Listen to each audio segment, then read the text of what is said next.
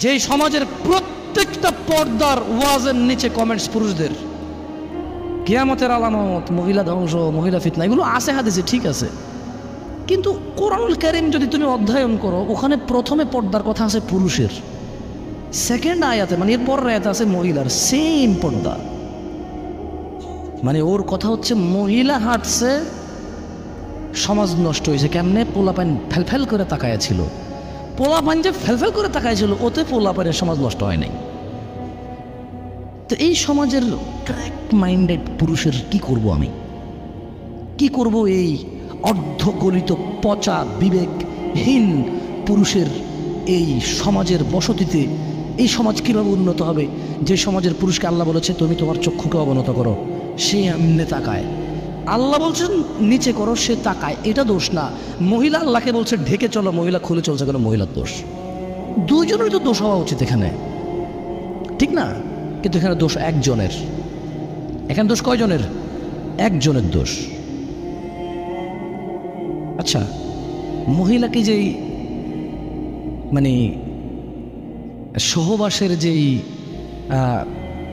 কি বলে এটাকে, মহিলা কে বানাইছে? কে বানাইছে? পুরুষকে পুরুষ কে বানাইছে? তাহলে তো আমাদের একটা যৌনাঙ্গ আছে, উভয়ের যৌনাঙ্গ বা যৌনি আছে না? তো মহিলা পুরুষ একসাথে শুয়েছে বিবাহ ছাড়া, এখন বেডিডে আর কাউ এরকম বিয়ে করতে পারবে না, বেটা ঠিক বিয়ে করতে পারবে কে রে? দুজন তো সেম কাজ করেছে। বুঝি একজন অপবিত্র হয়ে গেছে, একজন পবিত্র রয়ে গেছে, এটা হয় নাকি? এখানে অপবিত্র কয়জন? দুইজন। যেখানে সমাজে একটা বেডি বিবাহ হয়েছে, জামাই নির্যাতন করে, ওর তালাক হয়ে গেছে, এখন আর কোনো ভালো পুরুষকে বিয়ের প্রস্তাব দেয় না। কিন্তু ওই বেটা ঠিক টাকার জোরে, গরমে, সামাজিকতা, তার আধিপত্য, তার পরিচিতি, ঠিকই আরেকটা বিয়ে করে ফেলছে।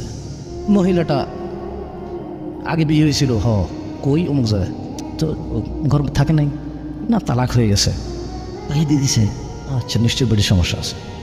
মানে হাতে বেটা কি এমনি, হাতে কি এমনি বিয়ে করছে, তার শখে তালাক দিয়ে দিচ্ছে। কোনো বেটা চায় তার বেডি তালাক দিয়ে দিতে, সব দোষকার মহিলার। যেখানে বিধবা মহিলাকে কেউ বিয়ে করতে চায় না, যেখানে ডিভোর্সি মহিলাকে কেউ বিয়ে করতে চায় না। আবার আরেক সিস্টেম চালু হয়েছে, এখনও পোলা এক বিয়ে করে নাই, ডিভোর্সি মহিলার পিছনে পাগল। কেন? সুন্নত আল্লাহ নবী সাল্লাল্লাহু আলাইহি ওয়াসাল্লাম বলছে। তুই চিনোস কেমনে রে? তোর চিনার পদ্ধতি কি? হ্যাঁ, উনি খুবই ভালো, বুঝছেন ভাইয়া? ও আচ্ছা আচ্ছা, কেমনে বুঝলাম ভালো? মানে আমি তো আসলে অবজার্ভ করেছি, বুঝছেন, কথাবার্তা বলেছি, চাল চলন খুবই ধর্মভীরু, সবসময় নামাজের কথা, আল্লাহর কথা বলে, সবসময় এগুলো বলে, রাইট? দেখছেন, মানে ও ধর্মভীরু কিন্তু বেডির সাথে কথা কয়। আরে তোমার যদি বিধবা মহিলার ইচ্ছা করে বিয়ে করতে, ঘটককে বলো, কারা বিয়ের মিডিয়া আছে ওদেরকে বলো, তোমার বাপকে বলো যে আব্বা আমি বিয়ে করব, তবে আমি একজন ডিভোর্সি মেয়ে বিয়ে করব। আব্বা আমি বিয়ে করব, আমি একজন বিধবা মেয়ে বিয়ে করব।